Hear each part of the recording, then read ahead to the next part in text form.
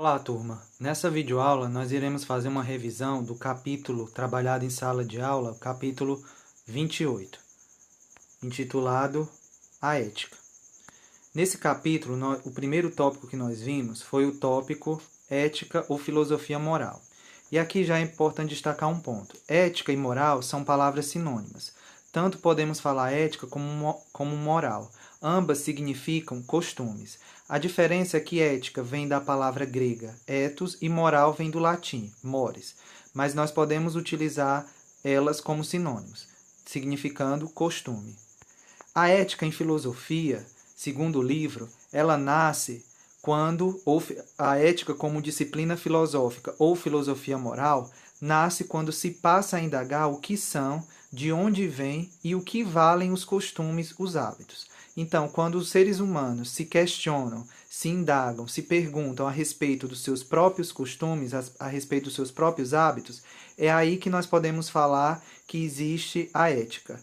E na filosofia, a ética, segundo os textos de Platão e Aristóteles, nós podemos dizer que a ética em filosofia começou com um filósofo grego chamado Sócrates, e é sobre ele que será o tema do nosso próximo tópico, intitulado Sócrates, o incansável perguntador. Então, Sócrates, ele foi caracterizado como uma pessoa que gostava de perguntar aos seus contemporâneos, aos seus conterrâneos sobre várias questões, inclusive sobre questões éticas. Aí nessa imagem está um busto de Sócrates e nessa outra imagem aqui nós temos a Ágora, que seria a praça pública na Grécia Antiga. Na Ágora, os atenienses eles se reuniam tanto para fazer comércio como para assembleias, onde se discutiam diversas questões. E, segundo os textos de Platão e de outros autores, Sócrates se aproximava dos seus contemporâneos e fazia diversas questões, inclusive as questões a respeito dos costumes da sociedade ateniense e também dos costumes individuais de cada um. Essas questões socráticas, nós podemos dizer que elas deram início à ética no campo da filosofia. Porque, como eu falei anteriormente, a ética na filosofia nasce quando se questiona, quando se pergunta sobre os costumes, sobre os hábitos. E era essa a finalidade das questões socráticas. O tópico seguinte que nós vimos foi o tópico intitulado Aristóteles e a Praxe. Qual foi a contribuição de Aristóteles para o campo da ética? Aristóteles, e aí tem uma imagem dele, Aristóteles dividiu dois tipos de saber. O saber teorético, também chamado de contemplativo, e o saber prático. No saber teorético, também chamado de contemplativo, nós temos o conhecimento de seres e fatos que existem e agem independente de nós e sem nossa interferência. Esse nós aqui está se referindo aos seres humanos. Então, o saber teorético ou contemplativo é o conhecimento dos seres e fatos que existem independente dos seres humanos. E quais são eles? São os seres e fatos divinos e naturais. Então, esses são os seres e fatos divinos e naturais, eles são o objeto de conhecimento do saber teorético, também chamado de contemplativo. Já o saber prático, ele significa o quê? O conhecimento daquilo que só existe como consequência de nossa ação e, portanto, depende de nós. Então, o saber prático diz respeito às questões humanas, porque ele trata de seres e fatos e ações que acontecem dependentes do ser humano. Então, quando tratarmos de questões humanas, o saber prático será o utilizado. Quando tratamos de seres e fatos divinos e naturais, estamos nos referindo ao saber teorético. O saber prático ele também é dividido, Aristóteles o dividiu em duas partes, em dois tipos, melhor falando, na técnica e na praxis. E qual a diferença entre eles? É o que nós vamos ver a seguir. Na técnica, nós temos o agente, a ação e a finalidade da ação, elas são diferentes e estão separadas, sendo independentes uns dos outros. O exemplo que o livro nos traz é o exemplo do carpinteiro ao fazer uma mesa. No caso, o carpinteiro é considerado o agente. A ação, o fazer da mesa, e a finalidade da ação, a própria mesa. Então, nós temos esses três elementos separados, eles são independentes. A mesa, o carpinteiro e o fazer a mesa, né? Então, quando nós temos ações em que existe essa divisão desses elementos, dos três elementos destacados, nós categorizamos como saber prático da técnica.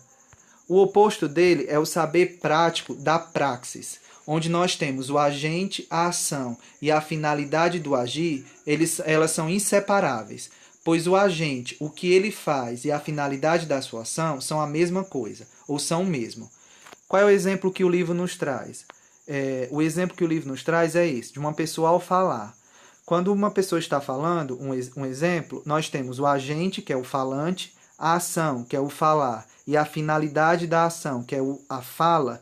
Nós temos esses três elementos conectados, interligados, e eles são inseparáveis. Portanto, quando nós temos esses inseparáveis, agente, ação e a finalidade da ação, nós categorizamos como saber prático do tipo praxis.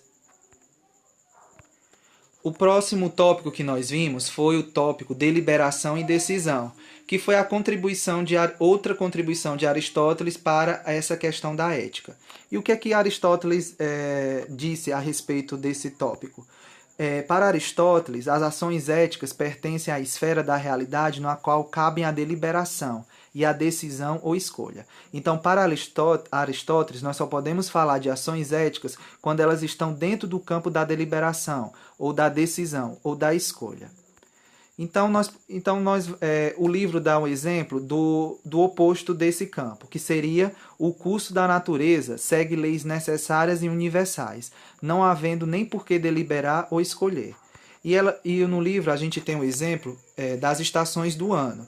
As estações do ano, elas acontecem de forma necessária, universal, e não dependem do ser humano, não depende da deliberação humana, não depende da escolha humana, não depende da decisão humana. O outro exemplo que o livro nos traz é o movimento dos astros. O movimento dos astros, eles também acontecem independente do ser humano. Pelo fato dele ser independente dos seres humanos, não existe deliberação, não existe escolha, não existe decisão. E aí nós temos a seguinte afirmação no livro. Não deliberamos e não decidimos sobre o necessário, pois o necessário é o que é e será sempre tal como é, independentemente de nós. Então, sobre o necessário, como eu já havia falado anteriormente, não há decisão, não há deliberação, não há escolha. Deliberamos e decidimos sobre o possível, sobre aquilo que pode ser ou deixar de ser, porque para ser e acontecer depende de nós, de nossa vontade e de nossa ação. De novo, esse nós aqui, nós estamos nos referindo aos seres humanos. Então, as ações éticas pertencem ao campo do possível, aquilo que pode ser, não é uma necessidade, é uma possibilidade. E para ela acontecer, para essa possibilidade se tornar real, se tornar realidade, depende de nós, depende dos seres humanos, da vontade humana e da ação humana. O livro não trouxe nenhum exemplo a respeito desse segundo campo, o campo do possível, mas o exemplo que eu coloquei aqui foi o de ajudar uma outra pessoa, um exemplo comum e que é fácil de entender. Quando um ser humano ajuda outro, né, ajuda outro ser humano, ou mesmo um animal, uma planta, enfim, essa é uma ação que nós podemos dizer que ela é ética, porque ela acontece dentro do campo do possível, ou seja, não é algo necessário, é algo que pode acontecer, depende da vontade.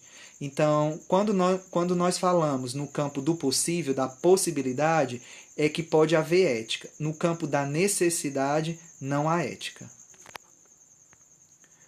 O tópico seguinte que nós vimos foi o legado dos filósofos antigos, ou seja, a herança que os filósofos antigos deixaram para o pensamento da filosofia a respeito das questões éticas. E qual foi esse legado? Foi a ideia de que a vida ética é um embate, ou seja, é uma luta contínua entre os apetites e desejos, as paixões, que aí eu coloquei a imagem do coração para representar, e a razão. Então, para os filósofos gregos antigos, e os filósofos também romanos, nós podemos dizer que a vida ética era uma luta entre as paixões humanas e a razão humana. Para eles, a principal tarefa da ética era educar a nossa natureza para que a razão humana, a razão do ser humano, fosse superior às suas paixões, aos seus apetites, aos seus desejos. Era essa a principal função da ética para os filósofos antigos. E aí, no próximo tópico que nós vimos, foi o tópico o cristianismo, interioridade e dever. Aqui o livro vai trabalhar o cristianismo não como religião, mas sim como pensamento.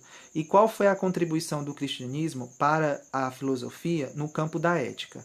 Segundo a autora do livro, nós temos que o cristianismo teve duas ideias importantes no campo da ética, duas novidades que foram diferentes das concepções, das teorias de éticas anteriores, tanto dos gregos como dos romanos.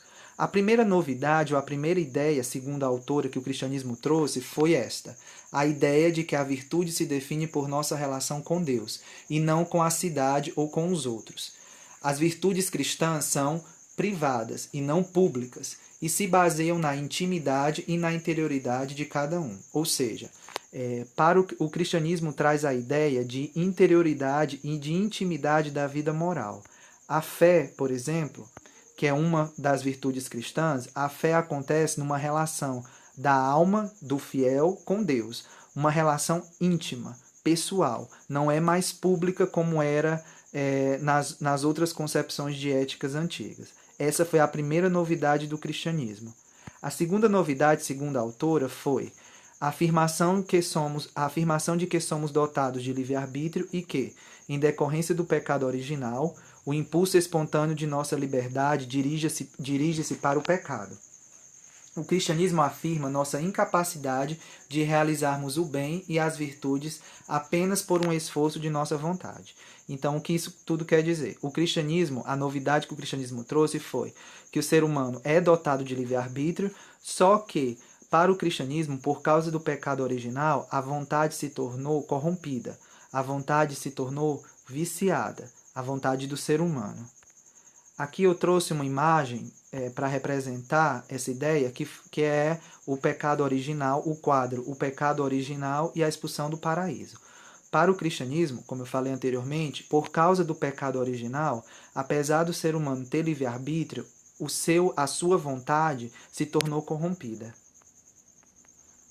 E aí nós temos a seguinte afirmação no livro: o cristianismo considera que a vontade humana está pervertida pelo pecado, sendo preciso o auxílio divino para nos tornarmos éticos. E qual será esse auxílio divino? Qual será o auxílio que o cristianismo propõe para tornar o ser humano ético, para tornar o ser humano moral? É o que nós vamos ver a seguir. O tópico seguinte é intitulado A Ideia de Dever. E o que é que diz esse tópico? A concepção cristã introduziu também uma nova ideia na moral, a ideia do dever, isto é, a ideia de que a virtude é a obrigação de cumprir o que é ordenado pela lei divina revelada, ou pelos mandamentos diretamente ordenados por Deus. Ou seja, o auxílio divino que eu me referi anteriormente se diz respeito à lei divina revelada, ou então nós podemos dizer os mandamentos ordenados por Deus. É através do cumprimento dos mandamentos da lei divina revelada que a vontade humana, que é corrompida, por causa do pecado original, segundo o cristianismo, através do cumprimento desses mandamentos é que o ser humano, segundo o cristianismo, pode se tornar um ser moral, um ser ético. E aí, por fim, nós vimos o tópico As Duas Visões Modernas do Dever, em que nós trabalhamos basicamente dois autores, dois filósofos importantes. O primeiro, o filósofo francês chamado Rousseau, e o segundo, o filósofo alemão chamado Kant. Esses filósofos, ambos trabalharam com a ideia do dever, mas ambos tinham um entendimento diferente do que significava o dever, e é isso que nós vamos ver a seguir. Para o primeiro, o Rousseau, vamos voltar aqui. Para o primeiro, Rousseau, o sentimento do dever é inato nos seres humanos. Rousseau chega a dizer que o dever é a voz da natureza, é o dedo de Deus no coração humano. Apesar do pecado original, para Rousseau, nascemos puros e bons. A nossa bondade natural foi pervertida pela sociedade. A sociedade tornou o ser humano egoísta, mentiroso e destrutivo. Ou seja, Rousseau adota a ideia do cristianismo do pecado original. Porém, ele defende que mesmo com o pecado original, o ser humano naturalmente é bom. O que acontece é que a natureza corrompe o ser humano, tornando ele, como está escrito, egoísta, mentiroso e destrutivo.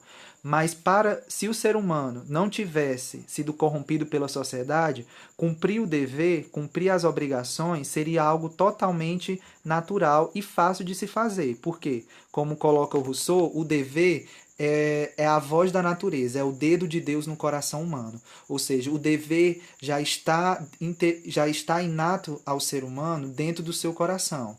A dificuldade em cumpri-lo, segundo Rousseau, é porque a sociedade perverte o ser humano, que nasce, para Rousseau, bom e puro. Kant, como eu falei anteriormente, ele é um filósofo que ele vai se opor à filosofia de Rousseau. Ele se opõe à moral do coração de Rousseau, que também é assim que é classificada a filosofia de Rousseau, porque, como eu falei, para Rousseau o dever é inato ao coração do ser humano. Então Kant ele se opõe a essa ideia. Assim também, para Kant, não existe a bondade natural. Por natureza, o ser humano é egoísta, ambicioso, destrutivo, agressivo. O ser humano precisa do dever para torná-lo um ser moral. Só que o dever, e essa é uma das diferenças também principais de Kant para o Rousseau, o dever para Kant é trazido pela razão, inata e interior ao ser humano. Então Kant se opõe principalmente nesses dois pontos em relação a Rousseau. Para Kant, o ser humano não é bom, o ser humano, ele, como está escrito, ele é egoísta, ambicioso, destrutivo, não existe bondade natural. E segundo, para Kant o dever, ele não está incrustado, ele não está inato ao coração do ser humano, mas sim a razão. O dever é trazido pela razão, e esta que é inata ao ser humano.